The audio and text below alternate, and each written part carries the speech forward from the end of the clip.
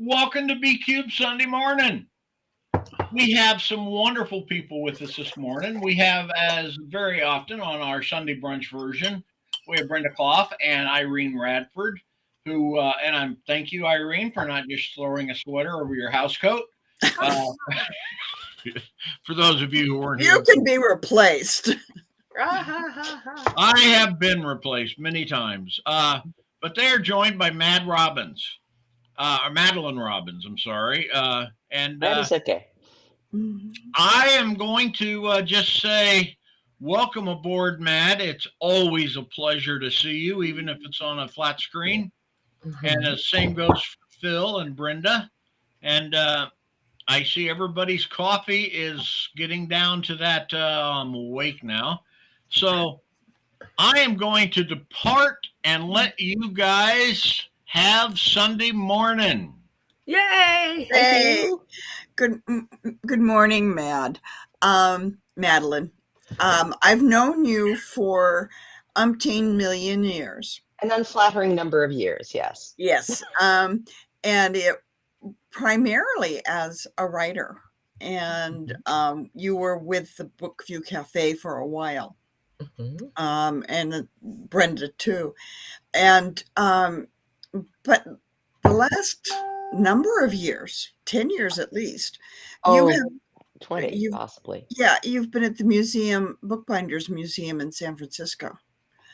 And that's what's interesting me this morning for the first part. And then we'll get to talk about your books because you're retired now and hopefully you're writing again. Yay! I'm looking into it. There was a whole lot of stuff that kind of needed to get done before I could actually clear enough space in my brain and the table to do some actual writing. But yes, I'm retired. I'm actually not getting a paycheck. It's startling. So, Brenda, do you have something to say in opening? I'm just really glad to see you, Mad. We've had an exciting year. Mad, do you remember Mad actually came up to Portland to visit us, Phil? Yes. And then she brought home that famous disease and everything collapsed to the ground. It was very sad. Yeah, but we did get a nice lunch at Multnomah Falls before. That was lovely. We did, and it was very, very nice to see you. And life has been too full of excitements. You have had an exciting autumn. I have had an exciting autumn. Phil has had many adventures that were exciting, but not very, very fun. And so it is a relief to be here. Yeah. Hey, I've got 4 inches of snow this morning. Oh, very good. Yeah. I've actually got sunshine, which is lovely, and not always the case. Yeah. Well, the mountain was at 10% of snowpack last week. This week, it's considerably more. By the end of next week, there might be enough to go skiing. So I remember skiing. Yeah. So back to the museum, Bookbinders Museum. Yes. What all did you do for them? I came in just after the museum had opened in 2015, and you should say that it's in a picturesque part of San Francisco. It is in the Soma district in San Francisco, downtown, and it is within walking distance of all public transportation and Union Square and Moscone Center and stuff like that.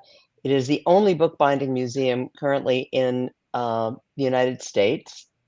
Yes, I do sound a little bit like I've been chilling for the place for 8.5 years. And I was the operations manager, which meant that I was the graphic design staff, lead docent. There are only 3 people on staff. So you were a chief book and bottle washer. Like we all covered the waterfront and occasionally after a rental cleaned the bathrooms. It's like when you are that small, you have to be willing to do all the things. So I did, to some extent, all the things. And a lot of what I did was research into a field that up to that point I had known virtually nothing about. And now I would not position myself as an expert because there are people out there with academic degrees in the subject, but I know enough to be dangerous. And I know enough to know when I don't know something and to say, well, you should go look this up because. Yeah. Well, I know you post out on Facebook periodically about having Girl Scout troops come through and projects with them. What about that? Um, I'm a former Girl Scout mom. I had a very aggressive Girl Scout for about 6 years, and then she decided that Girl Scouts were no longer cool, and she went off to do other cool things. And so the Girl Scouts, unlike the Boy Scouts, have a book arts badge. And so the program Really? that we offer, yeah, Ah, Boy Scouts used to have a bookbinding badge, but they got rid of it in the 70s. Along with That was, leather working, right? yeah, all the things that actually involve fun using your things. hands Yeah. and are craft And now they related. do graphic design. Do they? I I don't not have know. not Um, having a boy child, I cannot speak to this. My Um, grandsons are too young for it. yeah. well, that'll change. If they keep Well, feeding them, they will yeah. expand. My little baby boy went through Cub Scouts and Webelos and then got bored. So and his two sons haven't been interested at all. So my Becca was a information serious is, joiner, and yeah. she did Girl Scouts. So basically, the program that the museum offers ticks 5 of the 6 boxes to get Ooh. a badge. The only one that we won't do is there is a project where you're supposed to make something out of a book to cut up a Mm, book or otherwise savage it in order to make an art piece. And since Evil the wrong. museum is all about the preservation of the book as a physical object, mhm. and that is the first thing I would tell the kids is books are jars. They are safe containers into which you put ideas, stories, information, and then we go back to there's a 45-minute tour of the Mhm. museum and then a 45-minute project that they would do. And between the two things, that would cover all the bases in the badge.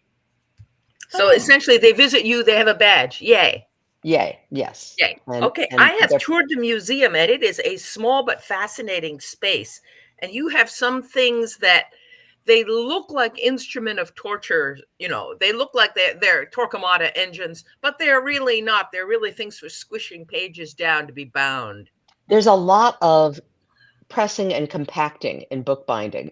In the era where it was hand binding, uh, certainly, but even afterward, there was actually a process in bookbinding called smashing, where you've sewn the book together and then you want to get all the additional air out and marry the text block so it sits firmly together as a unit. But yeah, nothing I'll tell you because all of the machinery at the museum is on pallets so that it could be not easily moved, but moved. Nothing makes a woman in her later years feel as tough as schlepping around a 2-ton piece of Victorian cast iron from one end of the museum to the other, putting it on a pallet jack and moving it around. And you can do Um, pallet jack. Yay. oh, I can do pallet jack. Yeah, I Very speak good. pallet jack fluently. Do you Um, do forklift? I have not done forklift. Mm. Um, I probably could figure it out, but I'm no longer on the payroll, so I figure if they have to bring a forklift in, somebody else can do that. And they Um, and your museum is not that big. It's in a historical building, am I right? It is not um, in a purpose-built space. no, it's not in a purpose-built space. I believe the building was a light manufacturing space earlier, and we were given um, the bottom floor. The top floor has a company in it that a nonprofit that arranges housing for the unhoused, which is a worthy thing.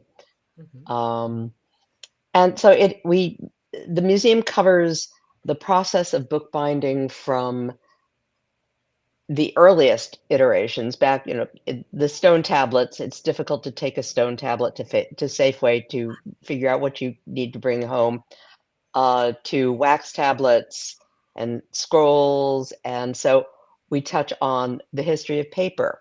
People are Mhm. surprised to learn that paper did not arrive in Europe, and we're primarily about European bookbinding, until around 1200. Up to that point, it was all parchment or vellum, which is animal hide. And prior to that, it was papyrus. And each of them have their strengths and weaknesses. Paper, especially the old handmade paper, is remarkably resilient. It holds up pretty well because it's essentially fabric. Linen fibers, disassembled Linen fibers, and then stuck and together. linen was what you wore close to your skin because it softened over time. But it was, although it takes a lot of processing to get from flax to linen and from linen to paper, it held up pretty well. Parchment, because it is, in fact, or vellum. Vellum is, I believe, fetal Leather. calf. Yeah, fetal leather.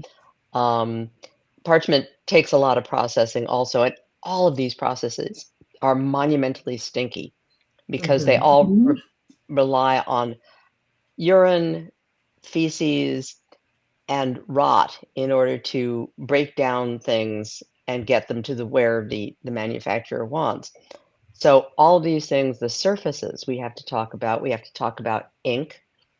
Prior to, in Europe, Gutenberg, everything, cotton comes in probably, I just saw Cheryl's question, cotton comes in probably not until fairly late in the game because cotton was either, in terms of Europe, had to be imported from the Middle East or then from the Americas. So it was expensive. Linen was local, and everybody wore linens. And at the end of a linen shirt's useful life, you would put it out of the back door for the rag and bone man, who would give you half a farthing, and then he would get a farthing. You don't want to be a rag and bone person. It's not a career to aspire to.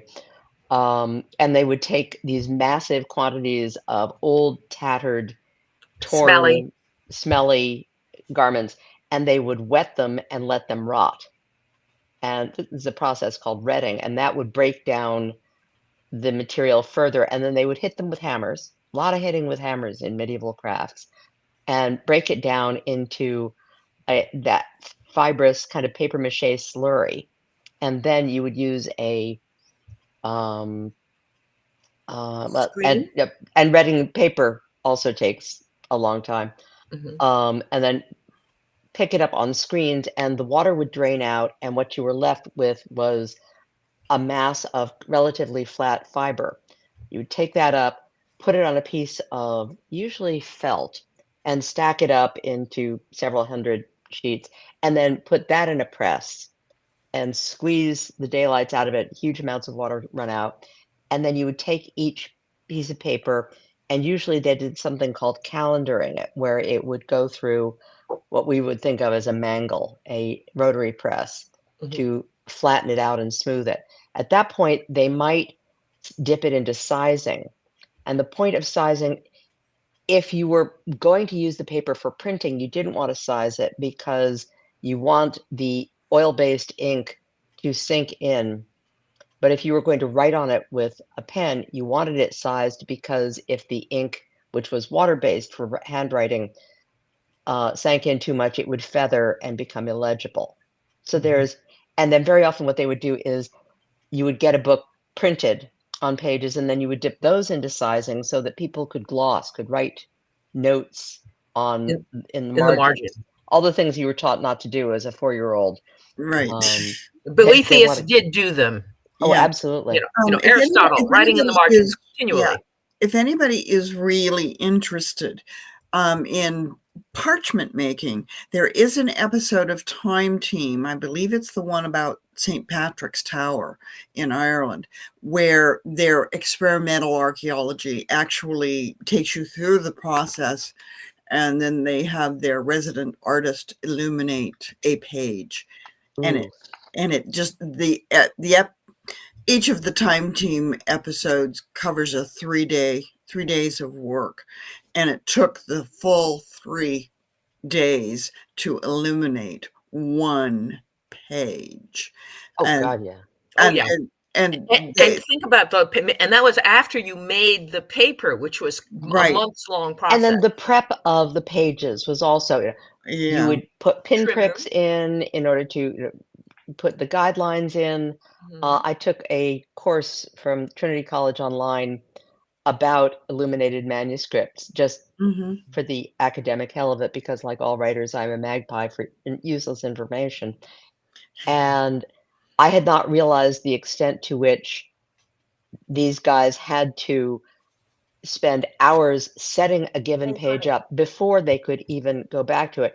And heaven forfend that you make an error. There are manuscripts where a passage in the Bible was left out, and then they put it at the bottom and then draw little illustrative vines down because you weren't going to be able to Down go here, back and down do it. here. Yeah, Look, Yeah. verse over 14 here. is down here. And there's the marginal things of Jesus, God, I am so tired of sitting in this cold tower. Let me go pick potatoes. A little sunshine, that would be great. So, Yeah. but It was profoundly devouring of time and energy. You had to be at least dimly literate to copy though a a lot of it manuscript. was done by copying forms. Right. Not Mhm. everybody who was transcribing, Could especially in monasteries, was what we would consider to be literate. but you were deft enough to copy what you saw. Yeah, you had Which of course leads visual. to error too, because if you transpose a letter, you're not able to say that I spelled it wrong. Yeah, Yeah. and spelling is up until about the 19th century. Spelling was kind of that more a Loosey-goosey. suggestion than a rule. Yeah. Yeah. The Elizabethan era tried to standardize spelling. They didn't completely manage it. That's But sweet. that was the period when you had all these beautifully educated men from the monasteries suddenly turned loose on the world. And what could they do? They became tutors, small town tutors, in having 5 students, and their parents paid them a penny or whatever.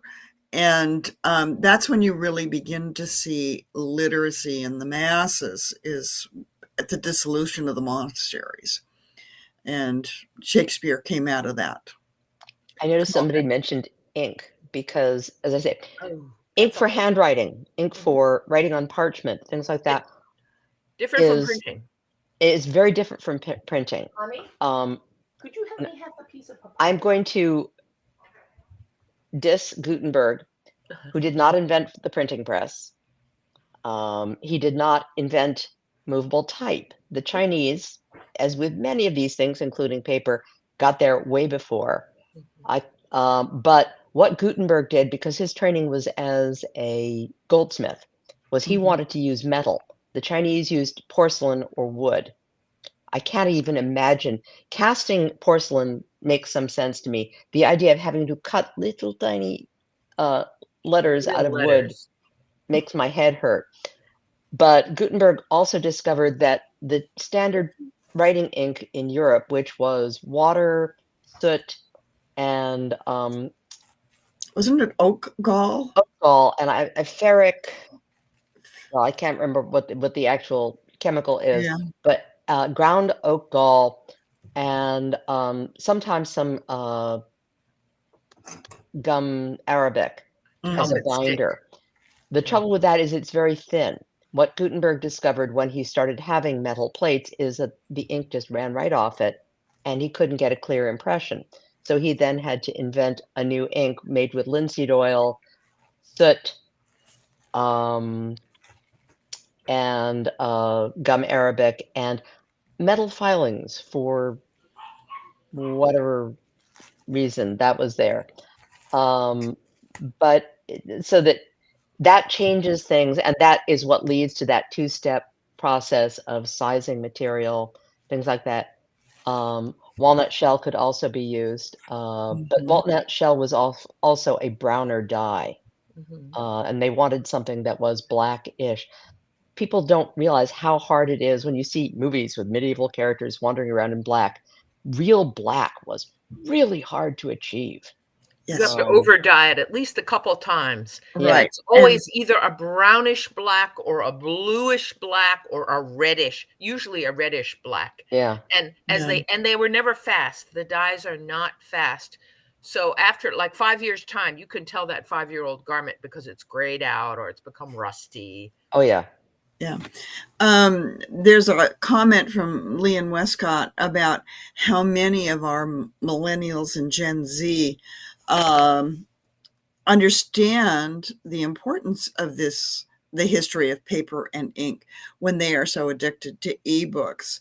I have to admit that most of my reading is done on ebooks because before I had my cataract surgery, I could not read.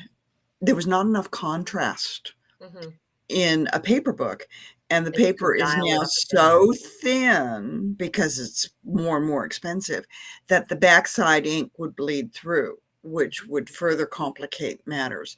So I too am an ebook, but I love books. I go back to books for permanent information, research kinds of things that I've gotten to the point where my younger daughter, when she was 16, asked for an e-reader. I got it for her after 6 weeks or so. She said, "No, I really need books."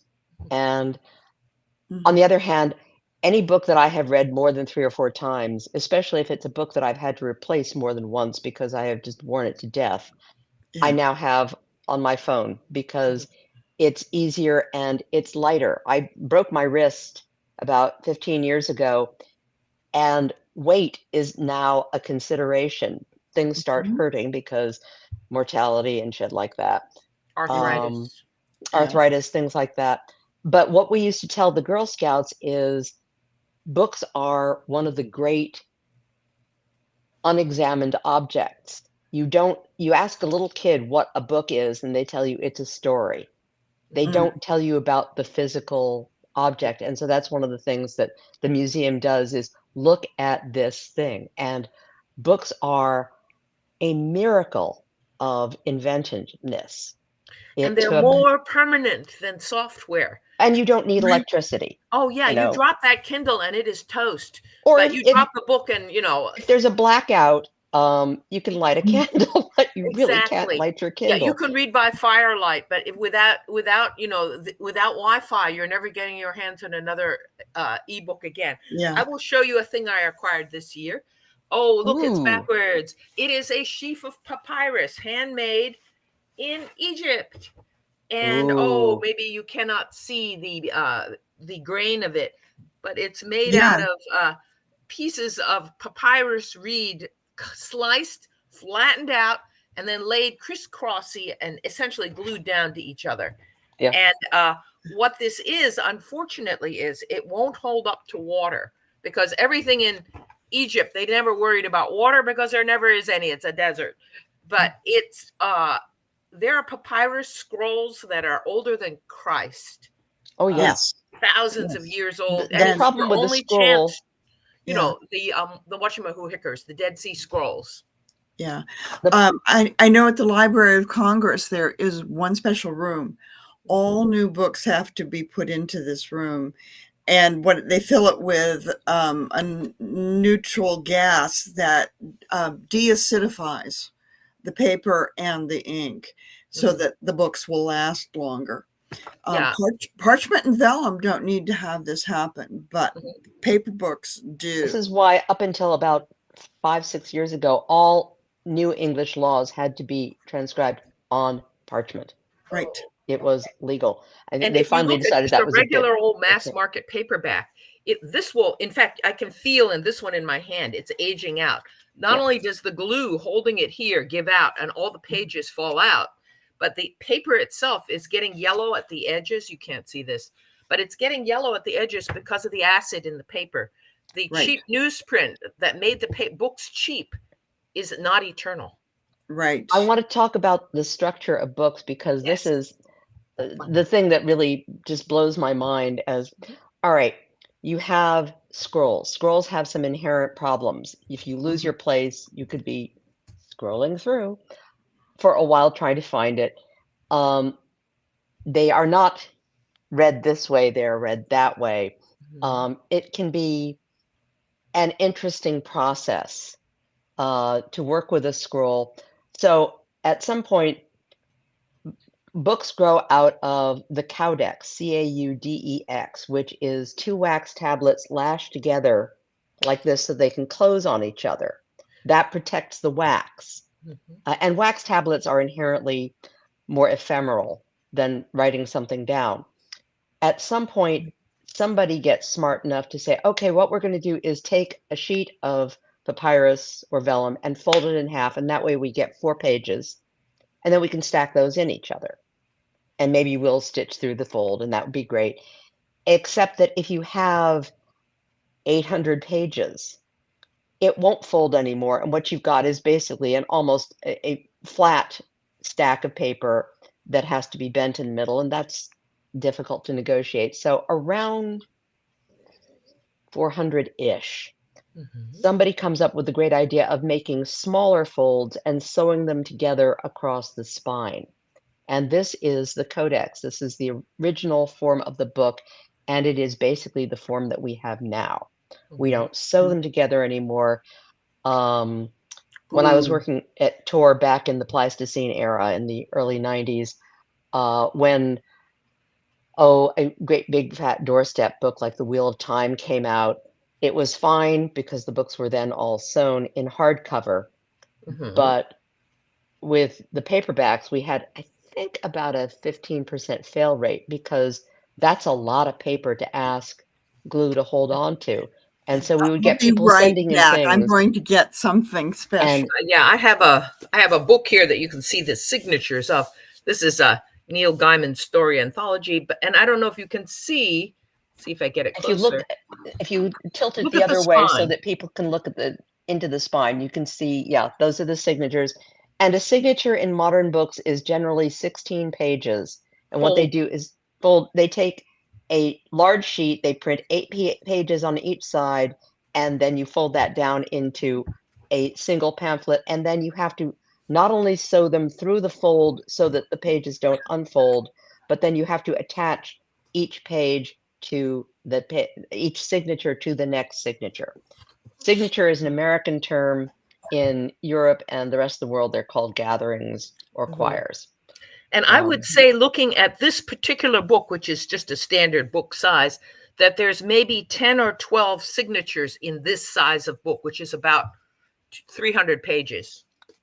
Okay. I used to be able to tell you what the multiples of 16 were because when I worked I had my boss, Teresa Nielsen Hayden, in the production department, could pick up a manuscript and sort of weigh it and go, 256 pages.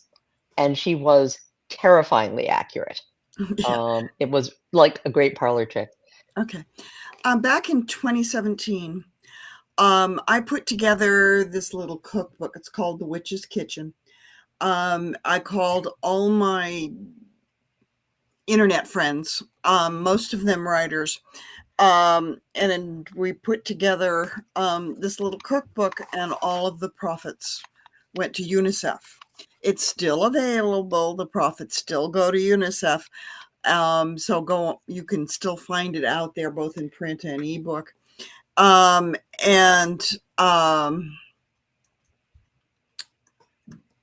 Yeah, is there Mad's asking if there's a way to comment. I think if you just take your mouse over to the comment column, there's there should be an icon. Doesn't work for me, but no. Yeah, but anyway, Cheryl Alexander is correct. My brother, who binds book by hand, not by machine, took his copy of The Witch's Kitchen and made this for me. It is hardbound. It has pretty paper. And he actually put in the handwritten recipe cards, scanned them and printed them for a couple of my grandmother's recipes. But anyway, it is just a charm. It's one of my treasures. Red it's red leather that is sitting on the piano. It is gorgeous, Phil. I'm really impressed. Yeah. although he's in the middle of a move now, so I doubt that we're going to see any handbound books from my brother for a while. But he also makes blank ledgers for me for my diabetes control logs. Ledgers my are God, a he's whole different wonderful. thing Yeah. because ledgers are ledgers were made by a specific machine called a pen ruler, and that was a huge business at the point where industrialization took over a lot of the work in a bindery and people were being put out of work. Mhm. A lot of the bookbinders went over to ledger making because they had to be bound by hand because they were too big for the mechanical stuff of the time. I wanted to share, this is my retirement present from my boss at the museum. Whoa. It is Oh. a hand-bound journal by a Russian bookbinder named Sasha Musilov. Look at his end papers. Oh my God, is that gorgeous? And this is suede with tooled leather. And are the pages lined on the? No, and yes, the pages are lined. This Oh, is, very good. I mean, the only problem with this book is I'm not sure I will ever have the nerve to write in it because it's just so damn gorgeous. Yeah. But You have to bookbinding, write a great novel in it. You can't just like, scribble random thoughts or had roast beef for dinner kind of thing. yeah, no. And it has my initials. I just realized that on the spine, which Oh, is, that is to die Oh. for. which means it was very probably custom made. But bookbinding is still a huge craft. Routinely at the museum, I would get inquiries saying, "So, does anybody do this anymore?" Yeah, it Etsy. is. Go to Etsy. Go to Etsy. I mean, they're Hand Bookbinders of California. There are 5 or 6 professional organizations in the United States, never mind in the world. And we had a marvelous lecture on basically what your beginning bookbinding studio needs to have in it by an Australian named Darren Schneider, who has a YouTube channel, and anything you want to know about beginning bookbinding, Darren has covered. Actually I bound my daughter's senior thesis. Oh, really? Actually, the hard part about that was not doing the binding; it was doing the organization so it would print out Right. on a Page to standard laser page. printer. That was the imposition was a bitch. The binding itself was a song and dance. So all of this stuff is done by hand until you get to about 1820. And that's when they start making books with increasing mechanical intervention. And the thing that happens then is that the process gets cheaper and therefore people can afford to buy them. Sometime in probably the late 1800s, there's a tipping point where even the people who are making the books could afford to buy the cheaper end of the books. And especially in the United States, there was such an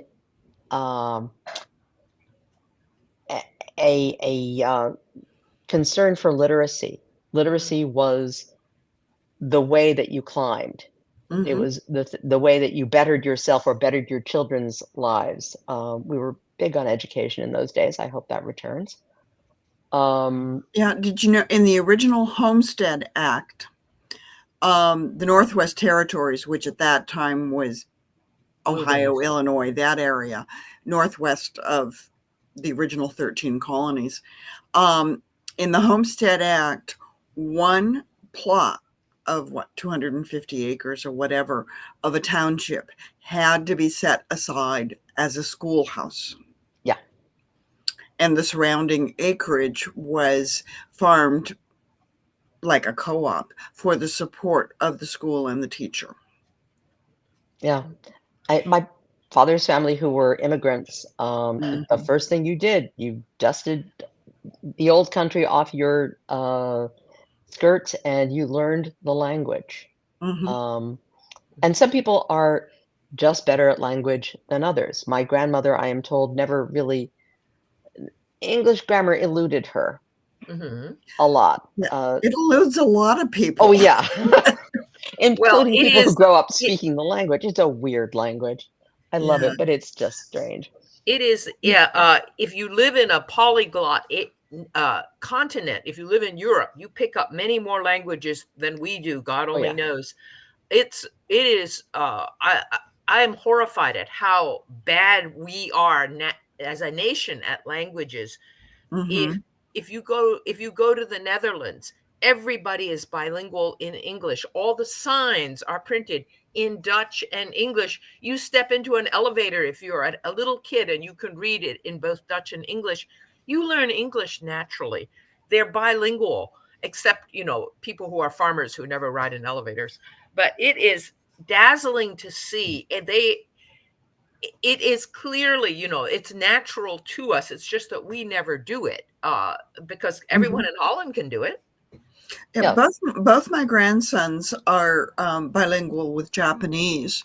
Um, they learned it in the cradle. Their mother only spoke Japanese to them. Their father spoke only English to them. And at 2, the older boy, mom would tell him, it's time to get your coat on and leave. And he'd run to his dad and say, in English, and say, Mom says it's time to leave and to get your coat on. Their Now, brains are so wonderful at that age. yeah. Then they went, the older boy anyway, just never really learned fluent vernacular English until he went to school. But now he's 22, he can barely remember it. But that's the way to do it. Well, until I was 5 years old, I did not speak English. I spoke only Chinese. And then, because that was the way they did it then, my parents popped me into kindergarten on the first day of kindergarten, and I did not speak English. I don't remember that. All my memories are now in English. And my Chinese is stuck at that 5-year-old girl's level. And so I can't read, I can't write, I can't talk about politics, I can't dissect literature, nothing. I don't have that in Chinese. I only have it in English. Mm-hmm. But that you could do that it was not a problem, that even no one worried about it. The teachers, the school, my parents, nobody worried about it. They just said, well, throw her in there, she'll learn. And she did. Well, that's Mm-hmm. my daughter when we moved out to San Francisco was 7, and she was in a class that was mixed, of various stripes of Asian immigrant, Hispanic immigrants, and her, pretty much. But that was the English speaking class, and she picked up a lot of Spanish. Not so much with the Chinese and the Vietnamese, but there was also at the school the Chinese dominant class and the Spanish dominant class. But the idea was that by the time you got to about 3rd grade, they were all mushed together and they were all learning the same things. But at that age, yeah, you do have that plasticity, which is really, really lovely. And there are things that you can only learn really well when you are young. So particularly the Asian languages, if you don't get the ear for the tones early on in life, it's easy when you're 4. It's really rough when you're 14. It's hard. So if you were doing this, I would get your kids going on it early. I have to mention this to my daughter to get my grandsons going on it. But after a certain point, it's just so much harder to learn. Get them all going when they're 4. It's also, I think, America certainly, and the British, a lot of them that I've encountered, don't see the value in other people's languages. Yes, I very American. I briefly roomed with. Although, if you get a classic boarding school education in Britain, you learn Greek and Latin. Oh yeah, that's really useful, but guys. not modern really languages. Yeah, it is. At least you do learn a language. Yeah. When I was in Paris the first time, I wound up rooming with a woman who could not quite understand why nobody would speak English to her. Oh yeah, that's so embarrassing. Because she knew they all knew it. But because everybody knows. This was just an act of hostility or something. And my feeling is, you go to somebody else's country, it's like being a good guest. You at least learn a couple dozen phrases. Hello, how are you? Where's the bathroom? Thank Thank you. you. Mhm. I'm bleeding. Whatever. Now, I will say, when I went to Finland for the Worldcon there, which was wonderful, you That's hard. say anything more than hi, which I think is I don't even remember anymore. It was 6 years ago. But you say more than like one word, and they just look at you and say, "Oh, don't even try." If we You didn't all have to speak speak English. Finnish, It's we wouldn't frightening. speak Finnish. Yeah. Nobody speaks Finnish. Finnish is insane. Tolkien. Tolkien, yeah. Yeah, but he was Tolkien very based unusual. But he was Elvish. insane. I mean, Right, He was. but He was he very, based Elvish on Finnish. mhm. and you know that if you because islands always have a difficulty with population, anybody in the world can become a citizen of Iceland. There is only one bar to citizenship, which also gets you into the EU, by the way, so you should think about this. But the one bar is very high. You must learn Icelandic. That lets almost everybody out except the people who are geniuses. But you go to Reykjavik and there's like a guy bussing the tables or something, and he's clearly not Nordic. He's from Ghana or something, but he learned how to speak Icelandic and he's a full citizen. Go them, it's great. Mm-hmm. Yeah. Back to bookbinding. Oh, bookbinder. Oh, yeah. Oh yeah, There's a song actually, about Alice. Yeah. we we're got up more to the than 1830s, yeah. just when We're- Charles Dickens was writing like the wind. Yeah, Well- we are more than halfway through the program. Oh, Lord. And in my head, I said, okay, Madeline, talk to us about your books, the ones that you wrote. Oh, yes. those. Well, at the moment, now that I am retired, Yeah. I am hoping to pick up. I have a series of books which are sort of Regency noir mysteries in Mhm. an alternate version of the English Regency. There's always somebody who misses the alternate notation and then goes, but that's not right. That's not right. Damn straight, it's not right. I worked very hard on that being not right. But they feature a fallen woman of good family. Mhm. And the opening line of the first book is, "It is a truth universally acknowledged that a fallen woman of good family must soon or late descend to whoredom," because economically that kind of was the truth. If you lost your virtue and therefore your marketability, and your family did Marriage not, marketability. your marriage marketability, and your family did not stand behind you, you were pretty You'd much stop. the only thing that you could be permitted to do because your lack of virtue was communicable. It was like walking Mhm. around with, moral COVID or something where, if Yeah. somebody else would catch your what my daughter once referred to at the age of 7 watching Sense and Sensibility as sex cooties. And so you would, that's like a graduate level seminar right there. And so there are 3 of these books: Point of Honor, Petty Treason, The Sleeping Partner, which I see Bob has put up a Is little now ad on it. covering up Brenda's face. I'm That sorry, is Brenda. okay. But such a Um, great title. well, thank you. And I have a 4th one with a not very good at the moment title, And No Home. I need to. What I really want to do is get all 4 of the books under one publishing, or with a uniform look Mhm. to them. But Conforming they are covers. what? Conforming covers. Conforming covers, a conforming edition. I think that's the Right, term.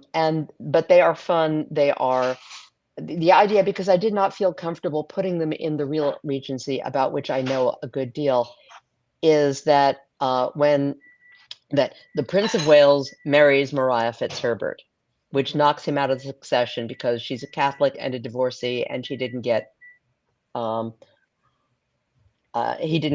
permission from the king. The king then goes off his rocker in 1788 and stays off his rocker. This is one of these things where it kept ebbing and flowing, and because the Duke of York has died in battle in one of the various wars, and for reasons, Queen Charlotte becomes the regent. And so that opened things up a little bit to the idea of greater female enterprise. And so my heroine, who ran away with her fencing master at the age of 16, when she shouldn't have been taking fencing. It was actually her brother's fencing master.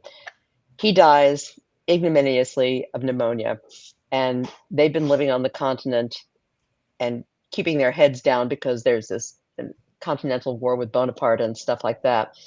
And she comes back to London, and rather than become a prostitute or someone's mistress or the keeper of a brothel, which is what her aunt, who is the fallen woman of her generation, becomes, she becomes an agent of inquiry. She is Sam Spade with a rapier and long skirts.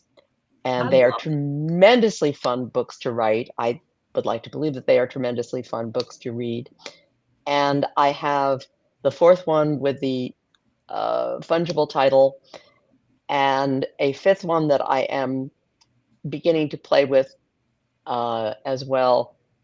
And my agent wants me to write a prequel, which I am back and forth on. So there's those. Yeah, you cover the prequel material in passing in the first book. Yeah.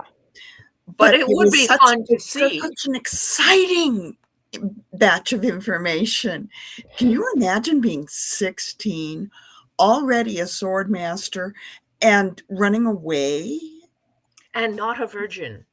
Yeah. Well, and she, because I did not want them getting married, I threw an insuperable obstacle, which won't make sense to a lot of modern readers, but the anti-Catholic sentiment at the time was still very, very important. This is why George IV couldn't marry Maria Fitzherbert, among other things, because she was Catholic and she was very serious about her faith. They married morganatically, meaning they had essentially a civil marriage or a Catholic marriage, but it was not approved of by the state, which meant that he could then go off and marry Caroline of Brunswick, which was an appalling marriage for many reasons.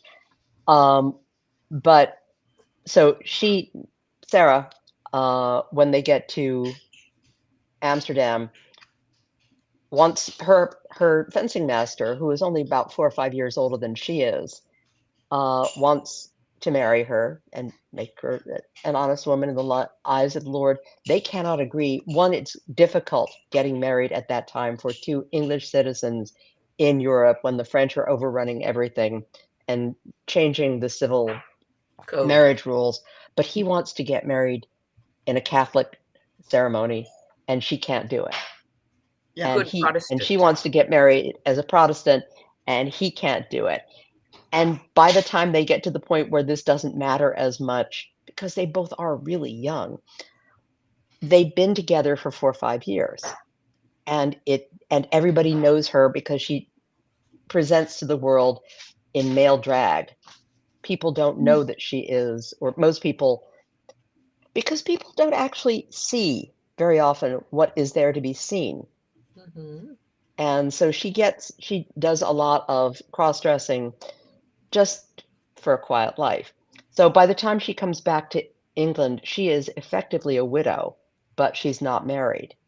Mm-hmm. And she could lie about it, but she's not she's sort of a straight shooter and does not feel comfortable lying about having been married. So one of the things I invent for the series is the idea of a nom d'amour. So if you are a prostitute, your name might be Mary Come Quick, or Marianne Touchwell, or something like that. Your nom d'amour is a portmanteau term to hint at what your specialty is. Miss Tolerance, not having a specialty, does not want to keep her own name and embarrass her family. And so she comes up with this name, Tolerance, and she keeps running into people who say, well, what kind of name is that professionally? You might as well call yourself Dish Rag. But she's not interested in presenting herself as a sexual object, so she's Miss Tolerance. And she is Miss Tolerance, not Mrs. Tolerance, because she's not married. And all these things matter to her.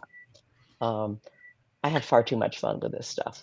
Did she ever start an organization in these later books? Me and my, my other associates, and we're the Miss Clemson's typing agency or something like that. No, she is sort of a unicorn.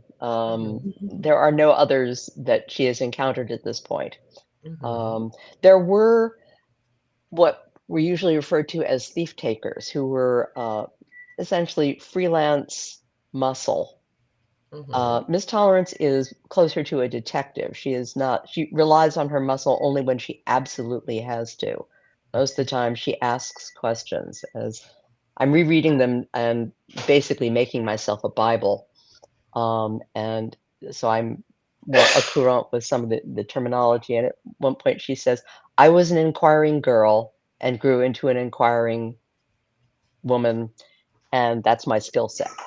So she wanders around and asks questions, sometimes dressed as a woman, sometimes not. And because her origin is upper class, she can float between classes, Mhm. which at the time is really important, Mhm. because not everybody she's dealing with is of the lower class or the upper class. Yeah. The mannerisms of one class over another are very important in this period. And it's not just knowing which fork to use at the dinner table, it's the precise angle of the crooked little finger on the teacup, and the ways of dressing your hair, and whatnot. And it's very important that Victorian, Georgian England was very much attuned to mannerisms. They didn't have anything else to do. Though the Victorians looked on the Georgians and the Regency era as these louche, sex Rough and mad, ready. rough and ready types. You look at Mr. Allworthy, the father in Tom Jones, Yeah. and he is just a rootin' tootin' country squire, throws bones to the dogs that are lying around him, and you know the change in manners when Victoria comes in, and that rising middle class wants puts a kind of Respectability. emphasis on respectability that the upper classes didn't have to do because they were already the upper classes. And Um, and you realize that's how Victoria was able to be so successful. She represented that respectability.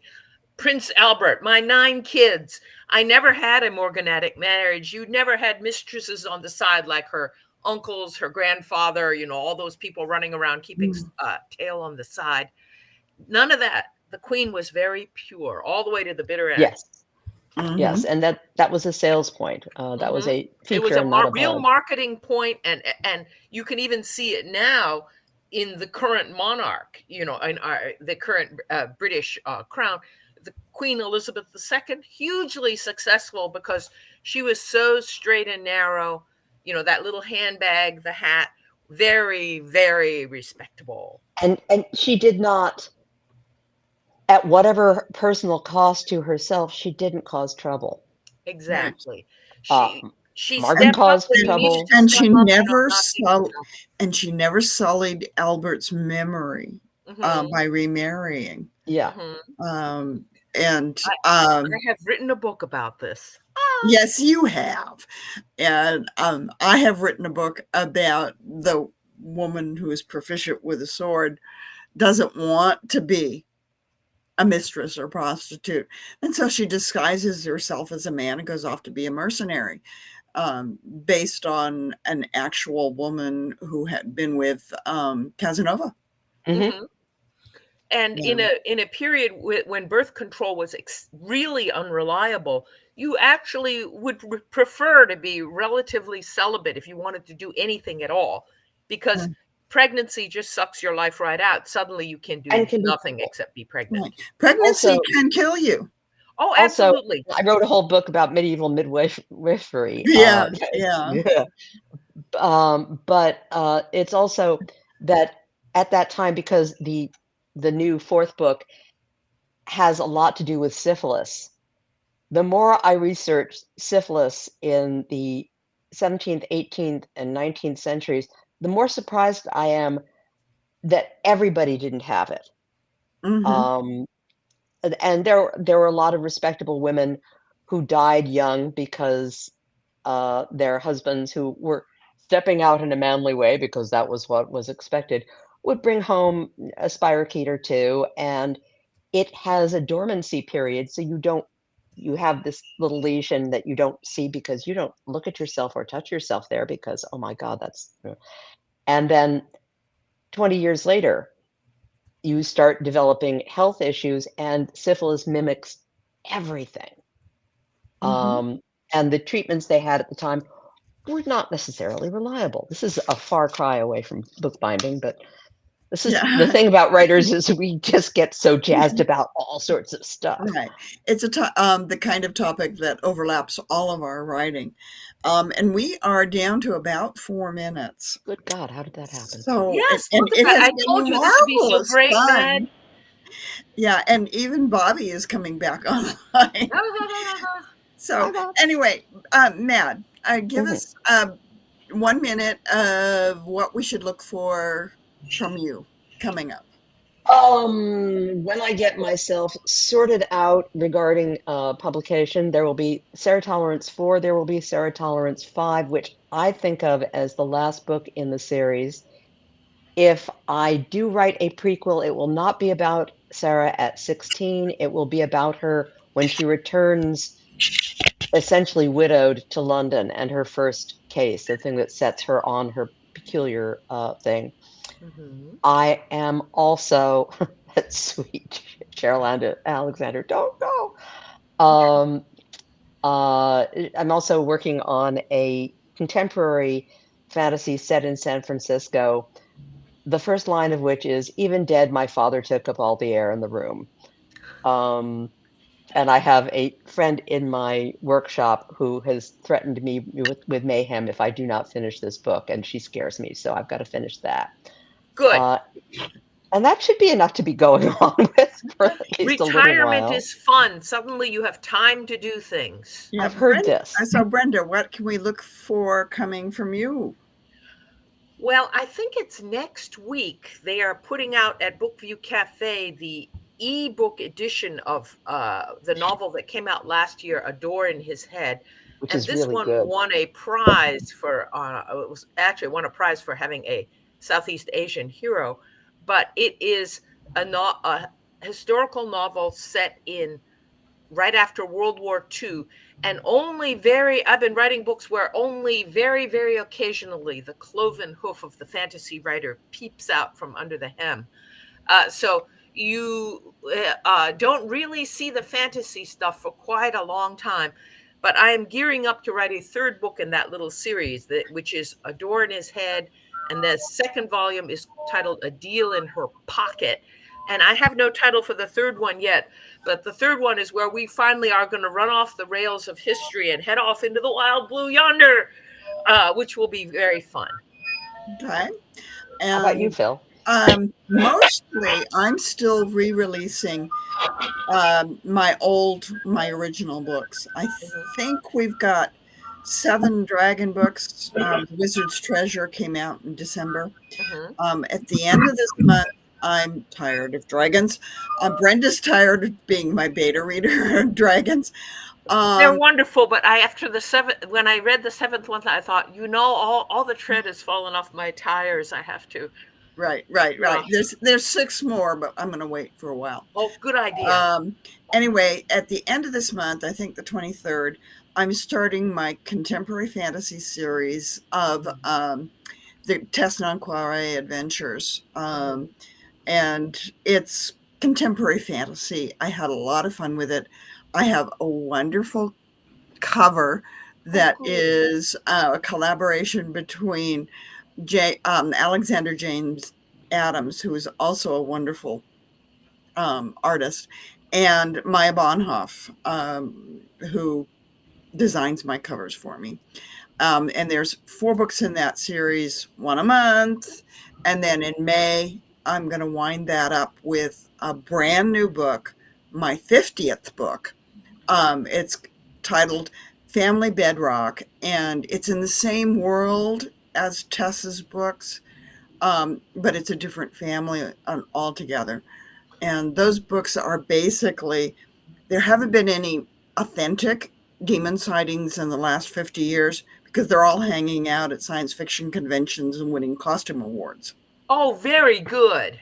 So the entire book is an homage to the wonderful world of conventions. Oh, wonderful. It should sell like gangbusters within that tiny universe. Right. And then I'm going to take a break for a while. So, Bob, back to you at 10 o'clock straight up. Woo, we're so good. You guys are good, and you are a pleasure to listen to. I've been sitting here just sucking this in, and it is such a pleasure to hear the free flow of ideas and information and thoughts that you guys provided. And also, let me just plug the Tess Noir series. I can pronounce that as bad as I can spell Madelin's name. But I'm so sorry, Madelin. But that series has a unique and excellent. I am still wondering how you managed to avoid the New York Times bestseller list with that series, because Phil, you know I don't throw out praise for books just because a friend wrote them. But I will tell you, that was a spectacular set of books, and it is just really good, and I'm pleased to see you getting it back in production. That's good, just flat out good. Do you have anything you want to add to how good the book is? Surely that's enough. I'm so pleased that Mad was able to come and join us, and we have to come get her back here and talk more about books and Sarah Tolerance. Okay. Anytime. I will even get up for you on a Sunday morning. Well, you guys, we have, you know, I mean, I always tell my guests, you're always welcome back. And one other thing I just share with you where BQ Press is at. We are exiting the first year that we haven't actually published a book ever since we started. And it's not that we haven't been working on them. We just have 5 of them that we're working on. And so I'm here to tell you that the Deborah Godfrey is editing Madam President, that we deferred because we wanted it to come out during the president campaign, and we're excited about it, even though we don't have a presidential candidate that can even state with what the causes of the Civil War were after being governor of South Carolina. That's a bad comment. But then we have Scott's Planet. These 2 are both destined to probably come out this spring. And then after that, we have got another Deborah Godfrey book, Alternative Leadership. And then the one that I'm most excited about, and I can't say why, is we have a 3-novel series. The first novel should be out, called Breaking Up. It's imagine, I mean, history is writing itself as we are racing to keep ahead of it, where the election that we're going into happens. We have a president, first black Indian president, and a gay vice president, former military, and drives the right wing nuts. And what you can imagine what would happen when the right wing goes nuts, and they decide they'd like to tear the country apart more so than they're doing now. So we've got next year, we've got some very exciting books on the doing. And then last but not least, there is the Alternative Truths Southern Edition. Bless their hearts. And oh, come on, Matt, you laugh, but if you write me a story, I'll do everything I can to make it fit. I'm a girl from New York. I don't think it would be just weird. Oh, you know what? I mean, we had some very interesting times where I had one of our authors wrote a story about Donald J. Trump where he went to Vietnam. Oh, mean. And No. lasted 15 minutes? No.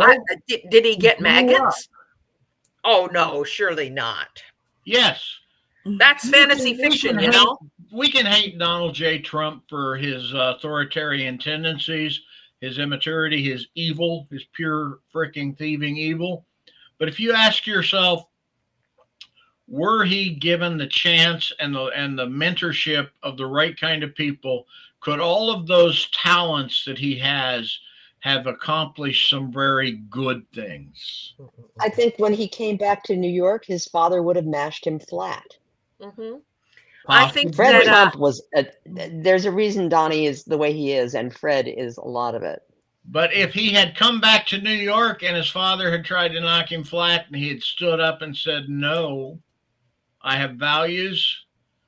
You know, I mean, you're not talking to a guy who's a fan of Donald J. Trump, but you are talking to somebody whose books love the idea that people can improve, they can change, that they can get better. And this woman, Paula Hammond, wrote, she's a Brit, and she wrote this story that just loved it. And we submitted it for the Sideways Award. I think it was just a little too much for them even. But we have fun writing our books. They're not all political. We got some incredible science fiction in them. So we're looking forward to the new books coming out. And thank you very much, Mad and Phil. It was a pleasure. Thank you so much for inviting me. Come back. This discussion is not over. Yeah, we never got to the actual printing of the books. You realize that. You just got it to where you Not had to the printing, signatures. not to what happens never really got when to mechanization comes in. Actually, I will plug. Adam Savage came and did an episode of Tested, which is his web series on YouTube.